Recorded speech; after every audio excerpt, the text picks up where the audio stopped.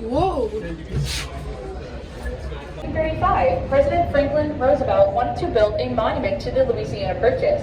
Now, there's no better place to do that than right here in St. Louis, because St. Louis was already here about 12 years before America was.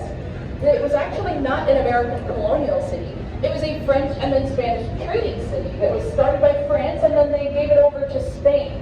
There's a fun story about that in the museum. If you guys are interested, it's a funny little story about, as we know, France and England fighting with each other all through the beginnings of time. But it also made it a big stop on the Lewis and Clark expedition as well. They set up a camp about 20 miles north of here in Wood River, and then after their expedition, they returned back here to become politicians for the rest of their lives in the whole politics side of the westward expansion. It was the first city people would come through as they came through into what was now America times 5. So they knew why they wanted to build it here specifically, and where they wanted to build it, right here on the riverfront.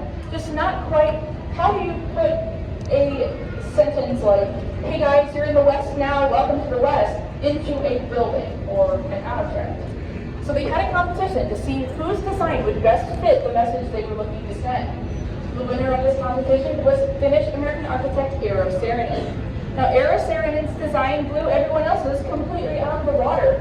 60 years into looking at these, the arts, you may look at the other submissions in the museum and be like, okay, it would have been a pretty cool building, right? It would have been pretty cool, but none of them would have put us on the map as the second tallest monument in the world. The arch is 630 feet tall and 630 feet wide. That makes it a little over 304 feet shorter than the Eiffel Tower in France. But as far as America monuments go, it is 2 Statues of Liberty tall and over 100 feet taller than the Washington Monument. So it's pretty big. But that left them being like, how are we going to actually make this thing happen? How do we make this sturdy enough so it lasts 1,000 years and becomes a whole thing? So they decided to make it extra sturdy, starting in 1963, 60 feet underground, and reinforcing with concrete and tension rods for 300 feet up, almost halfway up the legs of the arch, and kept building until they met in the middle in 1965 when they put that final piece in there. So when they had finished, they built a structure that was more sturdy than some skyscrapers its size. Some skyscrapers of that size are designed to sway about a foot in each direction. Now the arch is designed to sway 9 inches in each direction maximum. That would take 150 miles per hour straight line winds to make that happen. To put that into perspective for you guys, we actually very recently had a tornado come through the city of St. Louis. In that tornado, the arch swayed about 2 inches out of 9 in a tornado.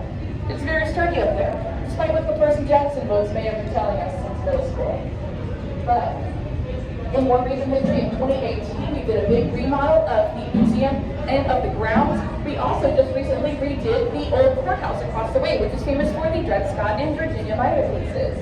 But since we talked so much about the 1960s, I'm going to play a little montage over here on each wall that talks about some of the other things that were happening in the 1960s. Because we were built into the tallest monument in North America, and that's pretty cool. But at the same time, we were also going to space. We were making medical advancements. We were fighting for human rights across the country. And we were also changing pop culture and music as we know it. So we're going to see what all we recognize from each wall behind us. And then we will move on downstairs to learn more about that trail. Good evening, folks, and a hearty welcome to our drive-in theater. And so, my fellow Americans, ask not what your country can do for you. Ask what you can do for your country. USA. The bill that I am presenting to you will be known as a civil rights bill. Its object is to open the city of hope to all people of all races. You're trying 15 today? Well, the parachute's ready.